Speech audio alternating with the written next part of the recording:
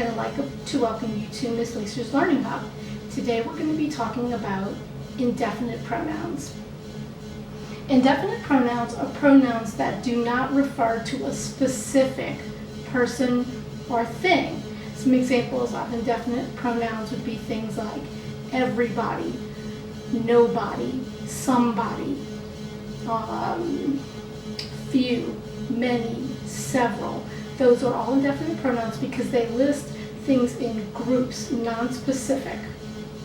Okay, using pronouns starting with any, anyone, anything, or no, nobody, nothing, to indicate the absence of something. So a negative. In this sentence, I didn't see anyone at the park. So whenever you have a negative in the sentence, it means that something is absent. You would always make sure that you used anyone, anything, or nobody, or nothing. You would never use an indefinite pronoun that started with some, like something or someone, in this type of sentence. People pronouns. If you're referring to a person, you always use the term body or one. So somebody, someone.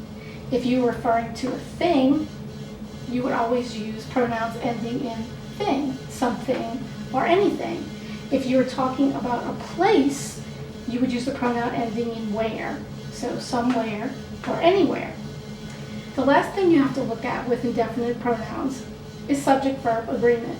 If you have a singular subject, you have to use a singular verb. Plural subjects use plural verbs. So some examples of singular indefinite pronouns would be somebody, everyone, nobody. So you're probably thinking, how could everybody be singular? Well, think about it like this. If you are in a classroom setting or an auditorium and your teacher says, everybody get out your book, all of you are going to bend down at the same time and get out a book.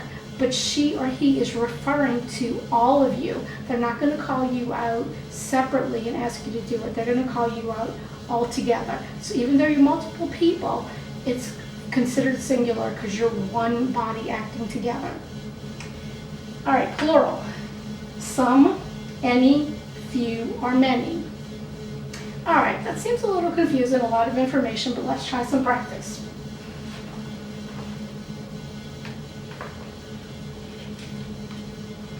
All right, in the first two sentences, all we're going to do is find the indefinite pronoun. Nobody knew the answer to the riddle. All right, so we just talked a little bit about words like body and one, everybody, everyone, everything, no one, nobody, few, many. So if we look at this sentence, nobody knew the answer to the riddle. Our definite pronoun in this sentence is going to be nobody. All right, look at sentence number 2. Everyone was surprised by the news. What do you think? Can you find the indefinite pronoun? All right, if you said everyone, you would be correct. Now in these three sentences, I'm giving you some choices, an A and a B. So let's look at the sentence and see which one would go best. Blank left their umbrella in the hallway. Now we got a big clue right here. We have the word there, T-H-E-I-R. When there is spelled that way, it means possession. It belongs to you. So if it belongs to someone, it's a person. So if we have a person, we know that we have to use the word body when we're choosing. So we're going to say A, somebody left their umbrella in the hallway. Next one. Blank smells delicious in the kitchen. All right, so something's in the kitchen. A kitchen is not a person, it's a thing, right? So whenever we have things, we need to use the indefinite pronoun that ends in thing. So something smells delicious in the kitchen. And the last one, blank people attended the meeting. Did no one people attended the meeting, or did few people attended the meeting?